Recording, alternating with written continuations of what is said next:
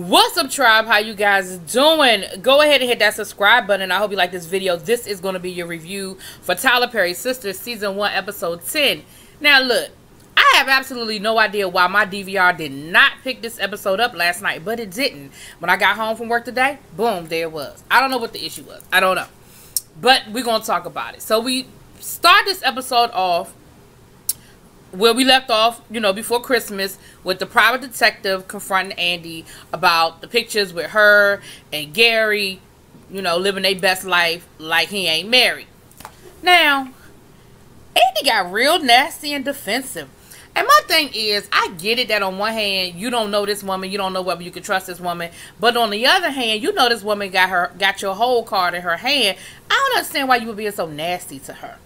But neither here nor there. She was being nasty, and basically, the woman had to let her know, like, look, let me explain something to you, chick. I'm trying to be nice. I'm trying to give you the benefit of the doubt. I'm trying to give you an opportunity to explain yourself. And she said, what you need to know is you got played. Andy was like, what you talking about? I got played. She was like, oh, you don't even know, do you? He set you up for the okie doke. Come to find out, not only did he sort of manipulate his wife to go into Andy, he had already sort of groomed Andy to be ready when the wife came. And while he was doing all of this, he had a whole nother chick on the side. Bet you got a chick on the side. Sure you got. Okay, I'm sorry. My fault. I went left for a second. I went left. That's my song right there. But yeah, I was like, well, damn. So, yeah, with all of that being said, y'all, Andy obviously was in her feelings. The detective said, you got about 24 hours to figure this whole thing out. Me and my client will be here tomorrow, and you got some splaining to do. And so, of course, now Andy, is sitting there like, God, you know what I mean? Trying to figure out what her next move is going to be. She goes into the bathroom, honey. Now, normally, y'all know how she check all the bathroom stalls. This time, she ain't checked the stalls, but she went in the bathroom and just started crying. Her secretary happened to be in the bathroom. Her secretary knew it was her. She ain't say nothing. She just sort of, chilled, rolled out the bathroom. Down to the bank, we have Sabrina, Maurice. And, of course, Maurice is doing what he does. He is doing the absolute most, talking about how his butt hurt, honey. He's so sore from the workout. Talking about something. You know why I'm sore? Because of the workout your boyfriend gave me. Let me tell you what I am. I'm sick of this whole storyline. I think it is disgusting. I think it is disrespectful. I don't even like it. I don't like talking about it. So I'm just going to knock them out. Because this whole storyline, I can't. I'm going to keep doing the show, y'all. But this storyline, I can't. I just can't. I think it is so basic and disrespectful and such low-hanging fruit when we want to talk about the LGBTQIA community and their dating habits and how they handle themselves, and black women and their closed-mindedness. Like, I just, y'all can give it to me in them comments, but that's how I feel, and it is what it is. So basically, Maurice is telling Sabrina, look, go ahead and talk to that man. Sabrina says, well, the guy down to the gym told me that he's gay. And he like, so that's who you listening to now? You listening to the dude down at the gym? He don't know what he talking about either. He want to make, he need to figure out what he got going on, and he makes me sick. So then Maurice, he's basically telling her, like, look, you need to really get it together. Like, what you doing is stupid. She said, well, what if he does like men? No, he said, well, what if he's bisexual? And Maurice was like, and so what if he is? She said, well, I have a problem with that. I mean, I don't want to be sucking on the same thing he's sucking on. And Maurice was like, okay, but if he's dedicated to you and he's with you, why does it matter who he's been with in the past? And of course, she don't want to hear that. She, she got a problem with it, whatever. So then Maurice, basically tells her, well, look, you need to just go ahead and call him, and you need to talk to him again. And she was like, but I've already asked him. And he said, and obviously you don't believe him. But if you like him, y'all need to really figure this out. Now, from where I sit, y'all need to let the shit go. Y'all done been on one damn date. Y'all flirted a little bit. You went on one date. It didn't work out. I'm not understanding why we trying to fit this square into a circle. For whatever her reason is, whatever her hang up is, clearly she's got a problem. Let it go. Like Elsa. Let it go. So he gets old boy to call her. And he calls and says, look, I'm going to be in your area. Let me pick up some Chinese food. Let me come through and check on you. Boom, boom, boom. She tells him he can come through, and then she gets upset when she realizes that Maurice set the whole thing up. But whatever. Dude shows up to her house that night. Now, she got on some short shorts and, you know, look like a little leisure outfit you wear around the house or whatever. But pajamas. Look like pajamas or whatever. He rolls up in there. And while she, you know, she took the bag from him and she pulling out plates and stuff. He done took his pants off. Now, he done got undressed down to his boxer briefs. And this time, he got on some solid black boxer briefs. And he was like, you like it? And she was like, I mean, the better question is, do you like it?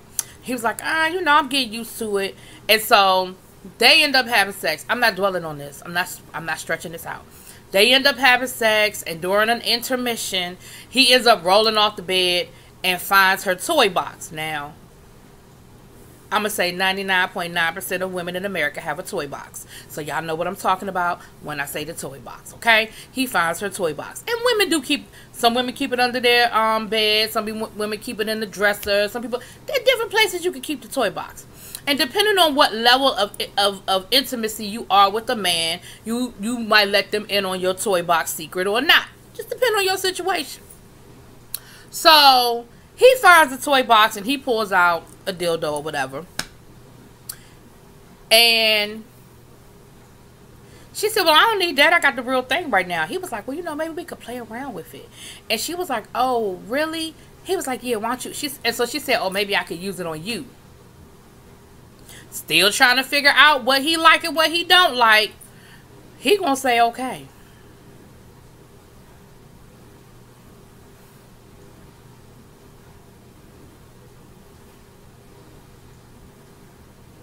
So then they proceed to have sex with her using the dildo on him. And he seems to enjoy it. Nor does it seem to be the first time.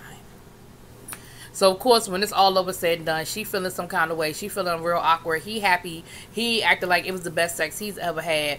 And I'll get back to that because from where it goes from there, I got to get to the end of the episode. But that's them. Down to the airport, we have Danny and we have Zach. Zach is hitting Danny with the, I'm so sorry it ever happened. I should have never came on to you. I should have never done that. You know, I'm going to move out. I'm going to tell Karen about it. And, of course, Danny's still in her feelings because he said something talking about, he said, I like you. No, he said I would have never, if I hadn't been high, I would have never done it. Which, of course, plays right into her insecurities. And so she said, well, I thought you said you liked me. He said, I do like you, but, you know, I was wrong for coming on to you. I was wrong for doing that. He said, you know, I'm going to tell Karen. And, of course, you know, Danny is like, whatever, tell her. I don't care. And he was like, well, you know, I think I should move out. She was like, bye. So, you know, she's still on this. Again, this, I don't. And I know we had the conversation when I did the live show a few weeks ago. And, you know, I heard other people's opinion, but I don't understand why she's this upset because they were saying shit that they've said to her face. But whatever. Anyway. So, so anyway, that was that conversation. So then,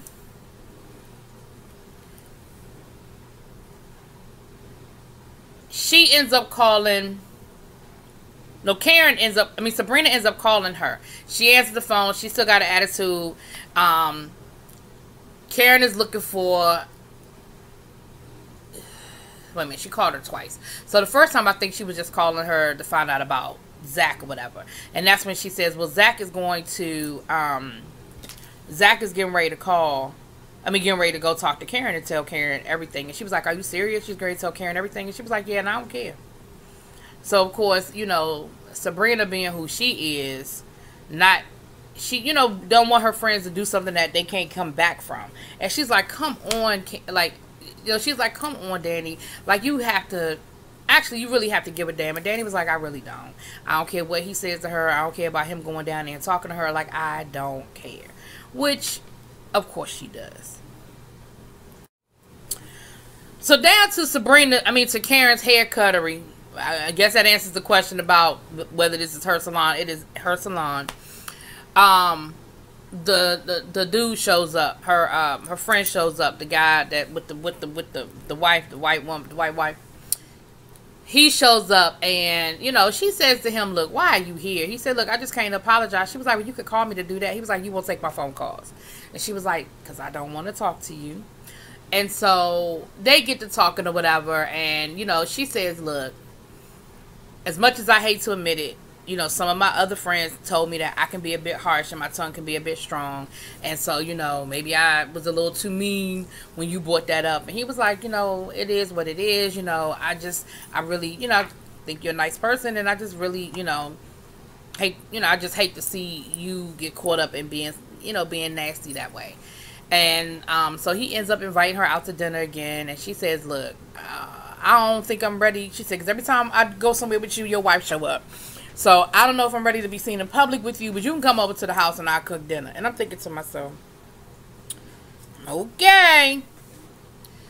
So he was like, because what he did was he had made an appointment. So she thought she had an appointment and it was him. So he was like, "Well, you can go ahead and shape me up." And she was like, I don't do men's hair. She was like, "You can go ahead and one of my barbers or whatever take care of you." So he's at the end of the shop in the barber's chair, getting ready to get himself trimmed up or whatever, and here comes Zach on his bike, honey. So Zach comes in there and he was like, "I see you still talking to old boy." Karen was like, "And well, can I talk to you? I feel like I got some things I need to tell you." Karen was like, "No, we don't have nothing to talk about." He was like, "Come on, like, I need to talk to you about some stuff. Like, can I talk to you?" She was like, "No, we don't have anything to discuss. Can I talk to you in private?" And so finally she was like, "Look, dude, get up out of here before I embarrass you, because I really don't want to talk to you. We have nothing to discuss. I don't want to hear nothing you have to say." So then finally she does get loud and tell him to go run off on his bike. Now my thing was, then of course the salon started laughing and he was like, "Oh, so that's funny? Oh, that's funny." I was hoping that old boy wasn't going to get mad at Karen, because I was like, she gave Zach a million opportunities to get his butt up out that salon before she got loud with him and got it. But he didn't say nothing. He let that go. He let it go. So later on that night, he comes over for his date with Karen. And Karen calls Sabrina looking for Andy. Everybody's looking for Andy. Nobody's talked to Andy. Andy not answering her phone. Before we get to Karen's date, let's go back over here to Andy. Andy is still at work. She said it's getting late. She's still at work. Her secretary comes in there, to ask her if she wants her to order dinner or do anything. And Andy is like, "Nah, I'm good. I don't need anything." And her secretary was like, "Are you sure? Like you look like you're not feeling well." And she still didn't tell her that, "I know you were in the bathroom crying," But she just kind of hits her with the, "Are you sure? Are you okay?" And she was like, "Nah, I'm good," And she was a little rude to her secretary. At the end, she finally said, "Please and thank you." But, she was like, "You can leave me alone. I don't want anything." I was like, look, just because your ass got played don't mean you got to be nasty to everybody, but whatever. So, Sabrina ended up calling Danny again wanting to know if she had talked to Andy. And Danny was like, "I didn't. I don't want to talk to you. Why do you keep calling me?" And she was like, "Well, why do you keep answering? Like, if you're answering the phone, so you clearly want to talk to me about something." Some people just like to be mad. I used to be like that. Like, I was mad at you, and I wanted you to know I was mad at you. So I would answer the phone and just sit on the phone and be nasty. That's what Danny's doing. Do you know that takes a lot of energy? I know. I used to be that person, remember? So, over to Karen's house for her date. So, like I said, old boy shows up, and they get to talking and bantering. Now, Karen is horny. She said that she wanted to have sex with this man, that she tried to call Andy to talk her off the ledge, but of course, Andy is not answering the phone, honey. And she's talking to, so she's kind of, she kind of showing off the goods and all that when dude shows up. They get to talking, and she says something about, you sound like you a preacher. You sound like you preaching now. And he was like, "Well, I am a preacher. I am." And she was like, "You what?" He was like, I'm a preacher. She was like, a preacher? Like, church on Sunday preacher? He was like, yeah. She said, like, in the pulpit preacher? He said, well, I mean, I don't have my own home church right now, but yeah, I'm a pastor. So, Karen immediately started acting real funny. Karen was, she immediately covered herself up, and then she started acting funny, and then she said some crazy stuff. She was like, well, why would you come over here? I mean, I thought you wanted to try to have sex. He was like, no, I wanted dinner. She was like, well, why would you agree to come over here? Because I wanted dinner. Like, women, you get a man that wants to date you, and you're mad because he wants to date you. But if he had come over there on some old, fuck shit, trying to just get in your pants, then you be talking dogs. Then you be talking about him the next day, talking about some, all he wanted was sex. He just came over here to get some. And I'm like, sometimes men just can't win. I mean, and she said, well, why didn't you tell me you were a pastor? He was like, well, it's kind of hard to lead with that. Like, if I met people and I just led with, yeah, so God said on the third day. You know what I mean? Like, he said, but I didn't lie to you about anything. I just didn't lead with that information. So, of course, Karen is acting real funky. She acted like she halfway don't want to have dinner with him anymore. And he's like, why are you acting funny? Like, you've been acting funny ever since you found out what I do for a living. Like, what's going on with you? Like, why are you tripping? So then, at that moment, Andy leaves work. And, she's still upset or whatever. And so we see the secretary immediately pick up the phone to call somebody. And I was thinking to myself, oh, my goodness, the secretary been a double agent the whole time. But come to find out, the secretary was calling Karen, basically saying, yo, you need to go check on your friend. Something's wrong with her. She's been crying all day. Something ain't right. I'm not really sure. I'm not really sure what it is, but you need to check it out. So, of course, that was the perfect excuse that Karen needed to get away from Preacher Boy. She immediately calls Sabrina to find out, if Sabrina's talked to Andy. Sabrina like, no, I ain't talked to Andy. But by this time, Sabrina is laid up with Underwear Boy, ready to get up out of there because, they done had the dildo experience. And she's like, look, Andy left work crying today. I'm about to go and check on her. Sabrina was like, you need me to come? Karen on the phone like, girl, I got this. Sabrina was like, no, I think I'm gonna come. She was like, girl, no, I got this. She was like, all right, I'll see you there. Because she trying to get up out of there. She gonna tell him, look, I gotta go. My homegirl need me. You can let yourself out. She gets on the phone and immediately calls Danny, who, of course, ain't trying to hear it, could care less, don't care about what's going on. And Danny thinks it's a setup. She thinks that Sabrina is trying to set her up to try to make up with, get her to make up with the girls, when that ain't even what it is. But they all end up over they all end up over Andy's house. And Andy is sitting there in a state of shock. She is boo-hoo. She is crying. They all end up over there. Andy finally tells them what's going on. She said, look, he played me. And Danny is pissed off because Danny was like, so you lied to us about him being married. She was like, yeah, I lied. She was like, see, that's what I'm talking about. That's what I'm talking about. You always lying. Karen was like, look, this ain't the time or the place. And that is not what this is about. Like forget it. Andy was like, I was embarrassed. Like, I was embarrassed that I was dating a married man. But he set me up. Like, he's been seeing me. He's been seeing, and she explained to him everything that the detective told her. And she told him about her boss, basically telling her, you got to take this case. Like, we don't really care about your personal conflicts. Then Danny get to looking at the pictures. And Danny was like, that's the woman that she said something about you should have let me, she said, you should have let me confront him when I saw him that day at the airport. And Andy was like, well, his wife is actually a really nice person. And Andy was like, this ain't his wife. She said, what do you mean? She showed her a picture of the wife. Danny was like, yeah, no, this not who I saw him with at the airport. So now, and I think some of y'all was saying that in the comments that y'all didn't think it was his wife. Now, not only is he has the wife, he got Andy, and he got the other lady. Now we find out he got a third chick on the side. I don't know how you do it, Gary, and managed to run a Fortune 500 company. Child. So anyway, y'all, that's where we left off. We're going to see what we pick up next week. Let me know what y'all think. Drop it in the comments. Peace.